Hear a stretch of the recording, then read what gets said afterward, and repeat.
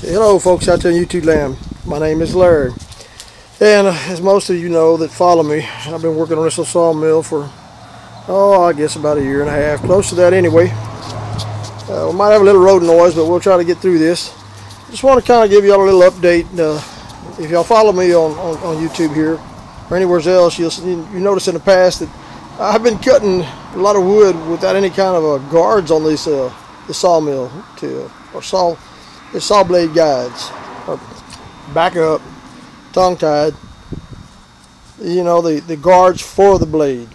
So I kind of throw something together the last couple of days over the weekend, and it's not fancy, it's not perfect, but it's something that'll possibly save me from getting in trouble when I'm running this thing. You know, it's very important that you have a guide on there, and of course I know that, but you get to building one of these things, and you start cutting, and it's like a bad drug. You don't want to stop. You just want to continue cutting to see what comes out of the next board you put up, or next log you put up on the sawmill table.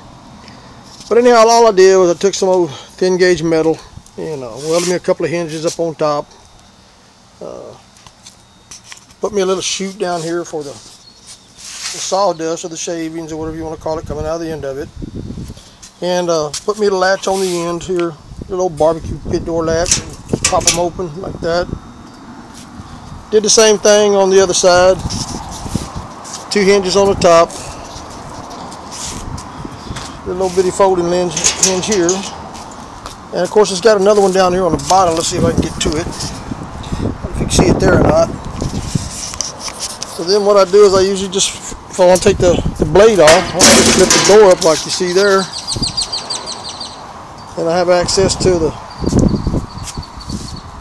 the blade here, or the tensioning end, to release it and take the blade off. Pretty simple setup. Like I said, nothing fancy about it. But I just figured I'd shoot a video because a lot of people probably want some hints of how I did it, or how it might need to be done, or just give you a little information. Close it up and just drop it down. Come back over here, close it up. See if we can get it here. It's hard to do this with one hand. Do the same thing on the bottom latch.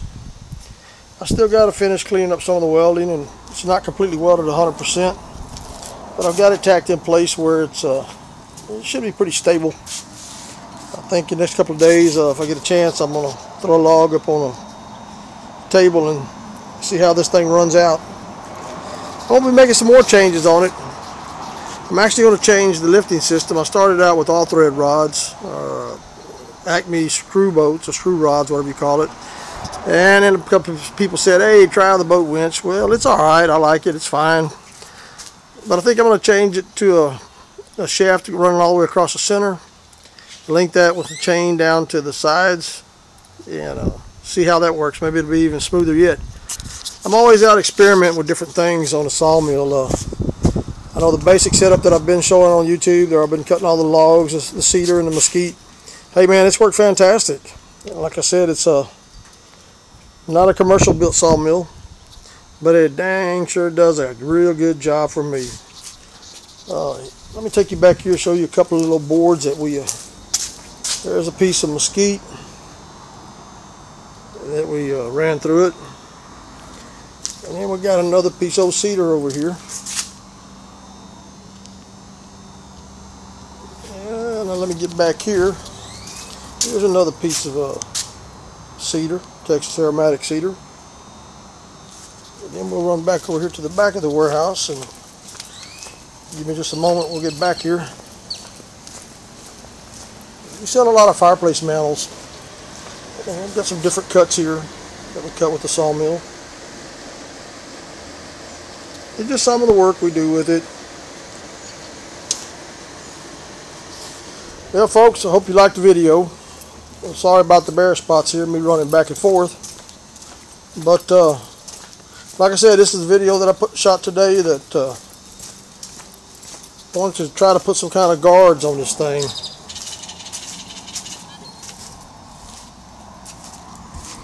I also have another video out there that has all the dimensions, or most of the dimensions, this build that I did here.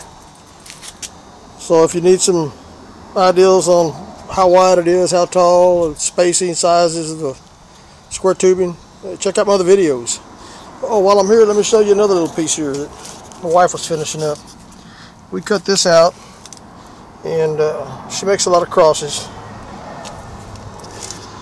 Alright folks, if you watch this video and you like it, hit the subscribe button and the like button for us.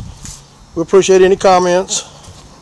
We're always willing to learn more and try to teach as much as we can to y'all folks out there trying to build one of those sawmills.